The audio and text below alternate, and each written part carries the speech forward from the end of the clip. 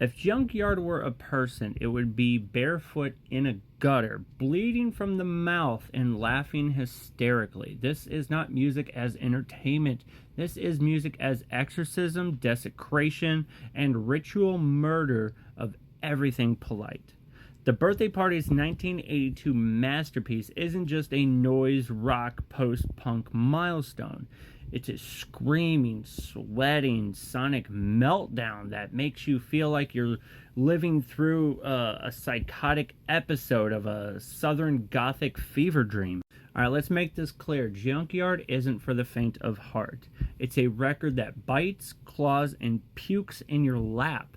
The guitars don't strum, they scratch like rusted knives. Nick Cave doesn't sing.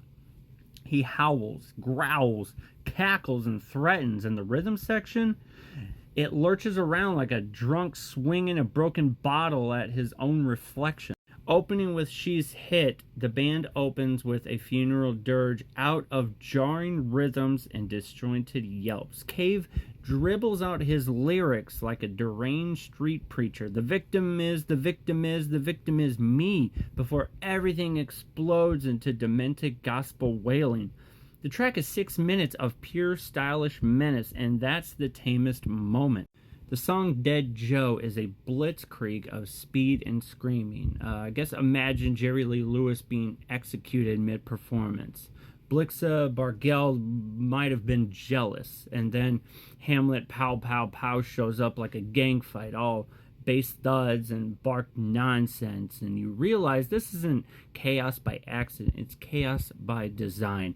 It's punk as ritual, jazz as violence. This album owes as much to the Delta blues as it does to new wave. You can hear the ghost of Howling Wolf being stabbed in the alley behind the studio. A Big Jesus trash can sounds like a possessed blues preacher bashing his head against the pulpit while the church burns down around him. Roland S. Howard's guitar squalls and sputters, seemingly possessed by his own demons. And then there's Release the Bats. Oh boy, if you're looking for the band's mission statement, this is it.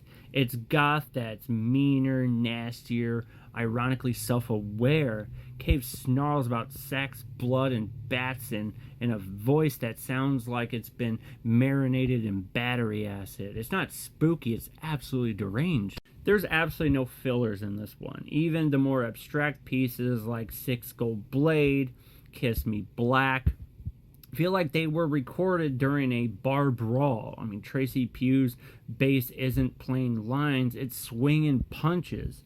Mick Harvey switches between instruments like he's looking for something heavy enough to break a window. And throughout it all, Nick Cave is becoming, well, Nick Cave. You can hear the bad seeds forming in his throat, but here he's still young, savage, and too drunk to care. He hasn't started writing ballads yet. He's still writing threats on gas station bathroom walls. Junkyard is not an easy listen, but it is essential. It's punk at its ugliest, art at its most self-destructive, and rock at its most glorious anti-commercial. You don't listen to Junkyard to feel good. You listen to Junkyard to feel alive. It's a band imploding beautifully, caught in a moment before the pieces are reassembled into something more palatable. So if you ever felt like stabbing your stereo with a rusty screwdriver just to hear it scream, Junkyard is the album for you. So if you haven't checked it out, check it out. Let me know.